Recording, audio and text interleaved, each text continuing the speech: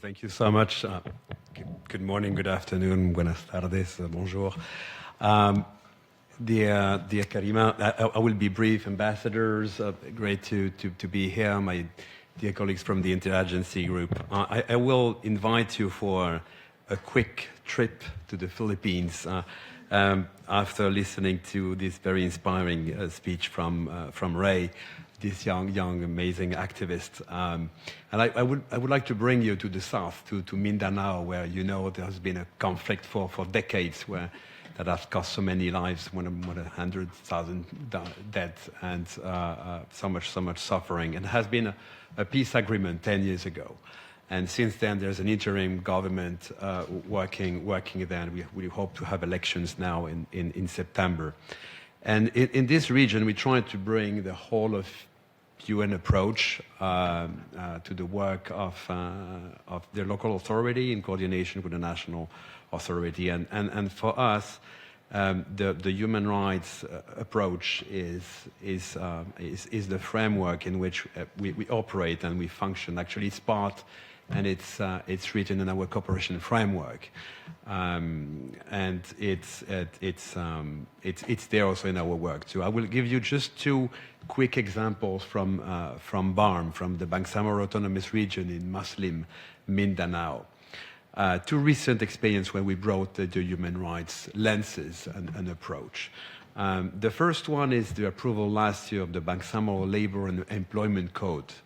It was approved in 2025, supported by ILO and the whole UN system. And it's not just a new labor law.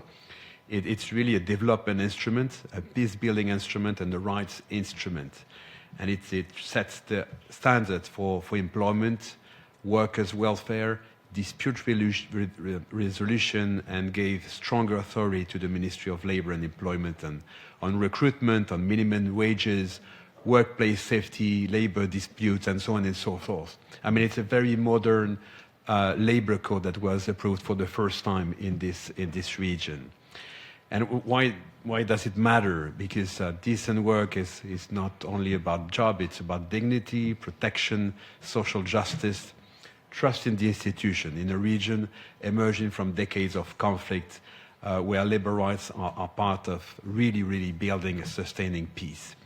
So I will leave it there as a very strong and recent example of how we put human rights approach to sustainable peace. The second example, also in BARM, I thought was really interesting, but it's also really recent. For the first time, we have a landmark law that was supported by UNHCR, but the whole team. The Rights of Internally Displaced Person Act in BARM, so the IDP law, as we call it. And it was a landmark law, not only because it was approved by BARM, but by the local government and Congress, but also because it's the first IDP law in Southeast Asia. So it's really an inspiring agreement. And it's very significant because displacement has been a recurring reality in the region, obviously caused by conflict, clan violence, disasters, climate-related shocks. And now the parliament described it as the first law in the Philippines specifically aimed at protecting the rights of internally displaced person. And it entered into force now. So again, the human rights-based approach is very concrete, and it means IDP should not be only seen as beneficiary of aid, they are right holders, and they have the right to protection without discrimination, to adequate assistance, to information, to participation in decisions affecting them, and to durable solutions, whether return, local integration, or resettlement. And this law creates a very strong basis for data, coordination and accountability, so that displacement is just not managed as an emergency, but addressed as a development and governance challenge. So I just wanted to bring those two examples. Can I add another minute or not? Half a minute. No, I mean, I don't want to. I had some lesson learned, but Maybe one key lesson learned for us is how powerful the human rights approach is when we connect it with our development agendas and the SDGs and connect it for all kinds of population, leaving no one behind.